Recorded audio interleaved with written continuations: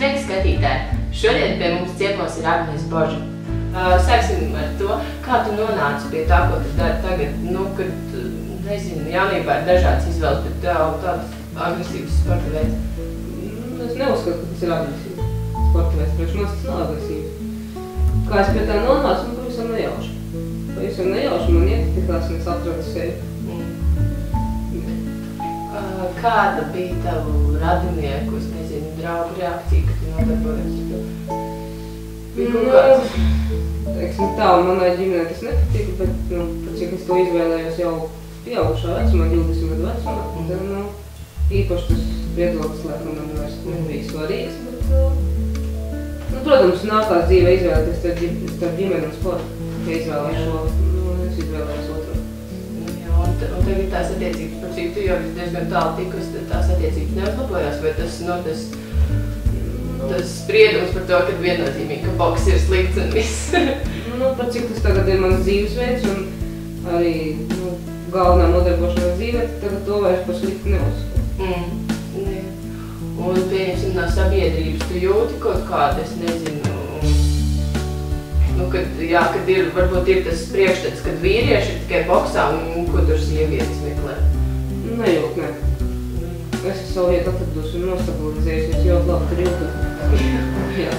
Jā, šis ir man tāds personīgs jautājums, kas man interesē, jo man ir ilgi jāsaņemās, man ir jābūt kaut kādam iemeslam, kāpēc, lai es otram iesīstu, bet kas ir tas, kas tevi tajā ringā, kad tu esi tur un kas tev liek kaut kāds dzinuls, kas tev liek pacelt roku? Vai vienkārši tu esi tur, tev nav citas izvēles, kas ir tavs pirms? Tā ir mana izvēle, protams, jau pašā sākumā, bet kas man tieši stimulē, es par to vairs nedomāju, tas ir refleks. Ir refleks un tas ir mazliet savādāk nekā iet uz ielas un kādam, vai ne? Jā.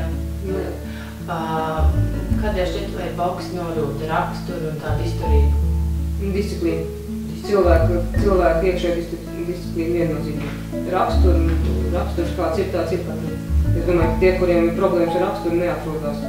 Ka tur ir, ka tu zini, ko tu šeit dari, tur nevar iziet. Es domāju, ka vienu mīkstamies pataisīt par stipru raksturu cilvēku, tas nav iespējams, boks nepalīdzēs. Vai sieviete ir kaut kāds priekšrocības boks ringās, vīrieti vai? Sievietē priekšrocības ringā nav, sievietē priekšrocības mācību procesā. Cik es strādāju kā treneris, es varu teikt, ka sieviete ir vieglāk iemācīt. Bet fiziski, protams, vīrietim ir priekšrocības. Uzvarēt vīrieti tev tas sniedz lielāku gandarījumu, par cik zinu, ka tu esi cīnījusies tikai ar 2 vīriešiem, vai tik vairāk vai kāds? Vairāk pagaidām nav. Jā, un tev tas sniedz lielāku gandarījumu, kad tu uzvari to vīrieti vai sievieti, vai tas gandarījums ir tajā uzvarā? Es neredzu starpību. Ar vīrieti vieglāk. Emocionāli vieglāk, psiholoģiski vieglāk. Man nav tā, ka es gribu uzvarēt vīrieti, lai pierādītu sev kaut ko. Nē, tas ir... Pirmkārt, priekš manis tas nav nekas tāds ekstrā, jo tas treniņos notiek katru dienu. Un līdz ar to, iziet zālē vai iziet publikas priekšā nav liela starpība. Bet emocionāli priekš manis tas ir vieglāk. Jo sievietes īstas tomēr, man nepatīk. Man ir grūti. Ja es varētu izvēlēties, es to nedarītu. Jā. Tas taču ir tikai normāli. Jā. Jā, tu esi 2 reiz boksējusies ar vīriešiem, kādas ir tavas sajūtas un ko tu pieņemsim, vai ir kaut kas, ko tu mainīti tur, vai kas tev nepatika? Man patika viss no sākuma līdz galam, sākot ar to, ka viņi piekrita.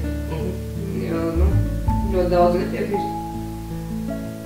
Man patika publikas atbalsts, man patika organizācija. Jā, man patika viss. Ko es mainītu, es neko nemainītu. Es priecātos, būtu vairāk tāda, kas būtu miera.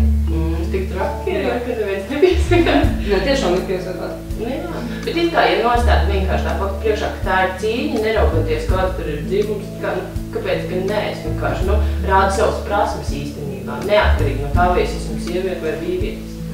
Es jau arī tā par to. Nu jau tu esi profesionālajā sportā vairāk kā 10 gadus. Februārī būs 13. Nu jā. Un cik tev ir čempionu jostas? Ko tu esi par šiem gadiem sastrādājis? Visu kaut ko es esmu sastrādājis. Es sastrādājis Latvijas čempionu kickboksā. Tas ir pašā sākumā. Latvijas čempionu boksā. Internacionālās čempionu boksā. Baltija kickboksā. Baltija pankratjona. Nu, kaut kā tā. Tāpēc man tuvāk, daudz tuvāks boks. Pēc, kad jaunībā, kad man 22, 23 gadi, bija, nu, man nebija slinkums vicināt kāju. Tagad man viņš ir. Un tagad es vairāk, nu, man gribās vairāk klasiku. Vairāk klasiku, vairāk tikai klasisko boksu, kurš ir skatāmāks kā kickboks, kurš ir, manā skatā interesantāks, kurš ir aktīvāks un tā.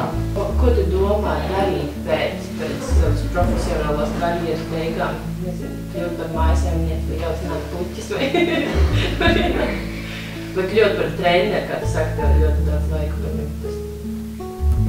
Es turpināšu trenēt tādu. Es turpināšu, tad es noteikti pilnveidošos, mācīšos, protams, man sapnis ir par savu zāli. Tad, kad man būs laiks man pievērst, es varbūt tas kādreiz īstenos. Ir tagad ļoti daudz, kas, nu, pieņemsim jauniešu, kas no cik gadiem, pieņemsim, ja es gribu kļūt par boksieru, no cik gadiem, ja es varu tik kā sāku?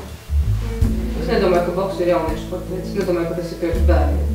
Es viennozīmīgi, es nestrādāju bērniem un es esmu pret bērniem boksā. Es uzskatu, ka tas ir tas sports, kuro ir jānonāk pieaugušā vecumā, nu, 15, 16 gadu. Tas ir labs vecums, lai sāktu, bet ne 7. Un ko tava meita saka par tavu profesiju? Vai viņa arī vēlas kļūt par boksieru? Nē, viennozīmīgi nē. Viņa nevēlās, es domāju, ka viņa redzējuši pietiekami daudz visu šīs ēnu puses, un es priecājos, ka viņa nevēlās turpināt. Pieņemot, ka tava profesija ir visai netradicionāla, ko tu ieteiktu, vai kādu padomu tu dotu jauniešiem, kuriem ir kaut kāds sapnis, bet varbūt arī no ārpuses viņiem saka, nē, ka tas ir galīgi garām, bet kad, kā viņiem piedot tādu duklu, lai viņi īstenot tomēr pamēģina, ko tas nozīmē, bet, ne tikai uz boksu, bet jebkurā.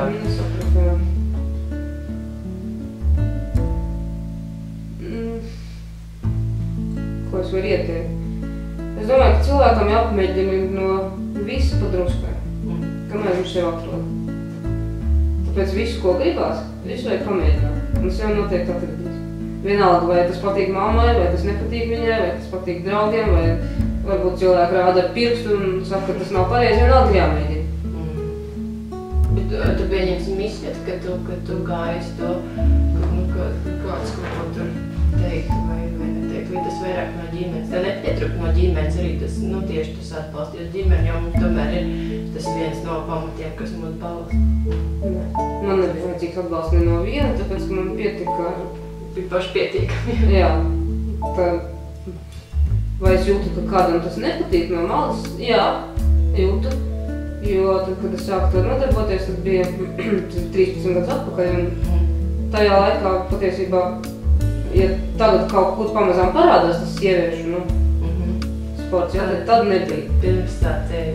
Un tad visi, gan treneri, gan vienkārši cilvēki no malas teica, tur nekas nebūs. Tur nekas nebūs, manam pirmajam trenerim teica, ka tur nekas nebūs. Kļūdījās. Labi, man jautājumi ir izbeigušies, tad ticamāk mēs tiksimies 16. novembrī Milžu cīņas tukumā. Tiksimies? Jā, labi, tad tiekamies.